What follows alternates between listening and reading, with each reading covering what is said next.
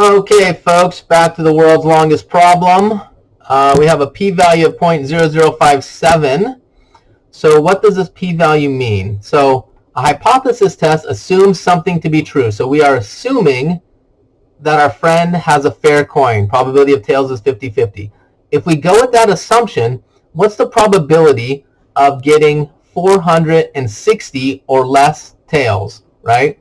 So we think that tails isn't coming up enough. So what's the probability of getting 460 or less tails?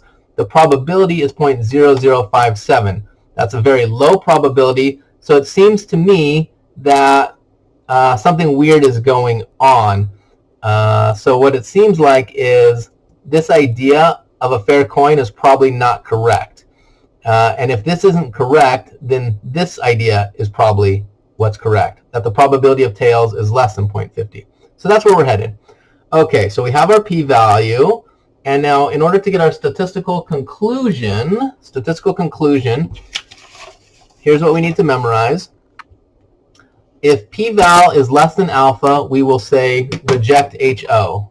So we only have two possible answers for our statistical conclusion. If p-val is less than alpha, we say reject HO.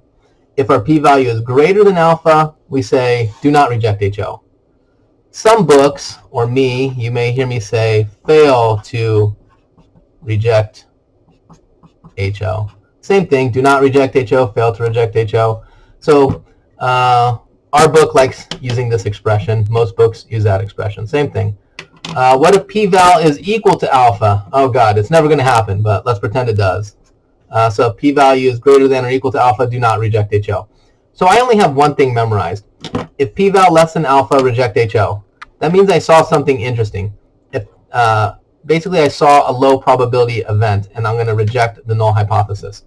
So let's see what's happening over here with our problem. We have 0.0057. Maybe I'll write it over here. So the 0.0057, my p-val, how does that compare to my alpha? P-val of 0.0057. The alpha is the significance level. That's 0.05. That was given. It might be prettier. See how there's 4 things behind the decimal? There's only 2. You can just add some zeros. Okay. So this looks like 500. This looks like 57. And so 0.0057 is less than 0.500. So that means my p-val is less than my alpha. If my p-val is less than my alpha, I have to say reject HO. Okay, so my statistical conclusion is reject HO, reject the null hypothesis. Okay, so here's my H sub 0, and my statistical conclusion is that I must reject it. So you reject it. That means evidence suggests this guy. Evidence suggests that the proportion is less than 50%. Okay, so I wrote this up over here. So once again, reject HO is our statistical conclusion. So you point at the HO and you reject it. Bye-bye. Evidence suggests this guy. Evidence suggests that the P is less than 0.50. Okay, so I wrote it here. Evidence suggests the P is less than 0.50. Okay, but they said plain English. Okay, fine. So P less than 0.50 isn't exactly English. So I would say evidence suggests. And what is P? P is the proportion of times that tails comes up with that coin. So evidence suggests that the proportion of times that tails comes up with that coin is less than 50%, or less than 0.50. Okay, well that's kind of, I guess that's English. So this is fine. This is good. This is probably what the back of the book would have. This is very technical. So you just translate it literally. Evidence suggests P. What is P? The proportion of times that tails comes up with that coin. Okay, less than 0.50. Sure. Or if you kind of make sense of this, so if English is not your first language, this might be a little bit difficult of a game, but you'll get used to it. So probably just write it like this. And then you'll just say, oh, okay, so evidence suggests the coin comes up tails less than 50% of the time. Okay, so evidence suggests my friend is cheating. Yeah, evidence suggests the coin comes up tails less than 50% of the time. Okay, this makes sense.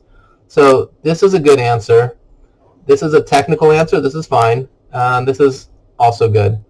This is not good because it's not exactly plain English. But this will conceptually get you to either this place or this place. Notice the back of the book like saying, we can conclude this. We can conclude that. We can conclude. I don't really like using that expression. Our book keeps doing it. That's fine. I prefer saying either evidence suggests or not enough evidence to suggest. Okay. So I would say for my conclusion in plain English, I would probably write either this or this. Okay, so then people would say, interesting, but what if we did not reject HO? What if we had said, for a statistical conclusion, what if we had said, do not reject HO? Then what would your conclusion in plain English have been?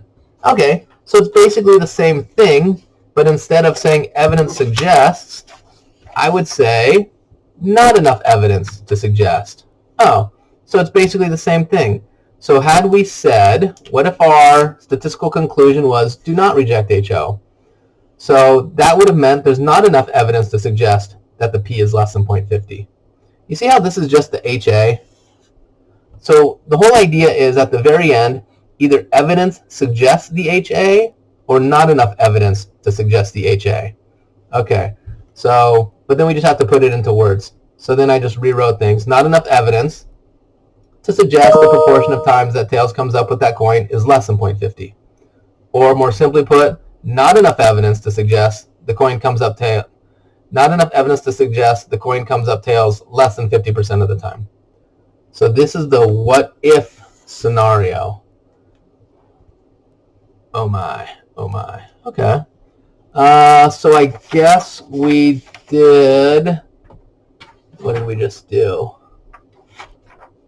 We just did the problem with the p-value approach. Okay. Next video, we're going to redo that problem using the calculator. Much easier, much faster, same concepts. Okay.